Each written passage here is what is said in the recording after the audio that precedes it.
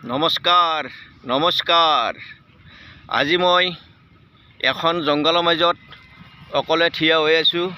এটা শ্বুটৰ কাৰণে ইয়ালৈ আহিব লগা হলো।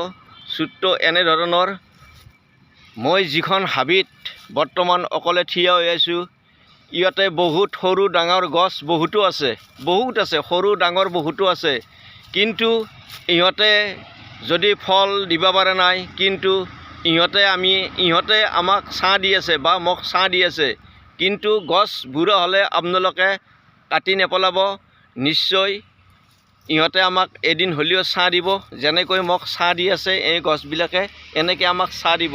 আৰু এটা কথা, যিটো কাহিনী বৰ্তমান যিটো কথা চলি আছে এতিয়া বৰ্তমান, সেইক লৈ মই আজি এই ভিডিঅ'টো বনাবৰ কাৰণে এই হাবিৰ মাজলৈ আহি ওলালোঁ অকলশৰে।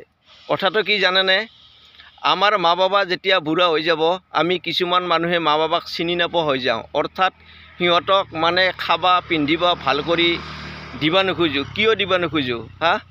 নিজৰ মা বাবা যদি অন্ধ হয়, চকুৰে দেখা নাপায়, মই যদি আহি কেনে মাত লগাওঁ মা বুলি কেনে, মোক হয়তো চিনি নাপাব, হয়তো মোক দেখা নাপাব, কিন্তু মোৰ মাতটো বুজি পাব যে মোৰ ল'ৰাটোৱে মোক মা বুলিছে। হয়নে নহয় বাৰু?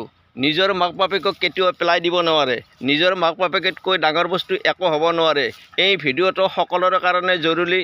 আৰু মোৰ ল'ৰা ছোৱালী যিহেতু তিনিজনী, সিহঁতৰ তিনিওটাৰে বিয়া হৈছে, সিহঁতে মায়াৰ জালত আবদ্ধ, সিহঁতে আচলতে বাহিৰতে থাকে। এই ভিডিঅ'টো চাই সিহঁতৰ যাতে অলপ হ'লেও মনত আজি মোৰ কাৰণে মনত পৰে। আৰু অসমবাসী সকলোৱে এই ভিডিঅ'টো বেছিকৈ শ্বেয়াৰ কৰি দিব। গছ বুঢ়া হ'লে কাটি নেপেলাব, সি এদিন হ'লেও ছাঁ দিব। আৰু নিজৰ মাক বাপেকক কেতিয়াও আপোনালোকে পাহৰি নাযাব। চকুৰে দেখা নাপালেও নিজৰ ল'ৰা ছোৱালীৰ মাত বুজি পাব। হয়নে নহয় বাৰু? বেছিকৈ শ্বেয়াৰ কৰি দিব, মোক পাহৰি নাযাব। মোৰ ভিডিঅ' আপোনালোকে সকলোৱে চাই থাকিব। মোৰ চেনেলৰ নাম হৈছে মা বন্ধু বুলি আপোনালোকে ইউটিউবত ক্লিক কৰিব। মোৰ ভিডিঅ' সদায় চাই থাকিবলৈ পাৰিব। এতিয়া আহিলোঁ বাৰু, পুনৰ লগ হ'ম যদিহে নমৰি বাচি থাকোঁ। Bye bye.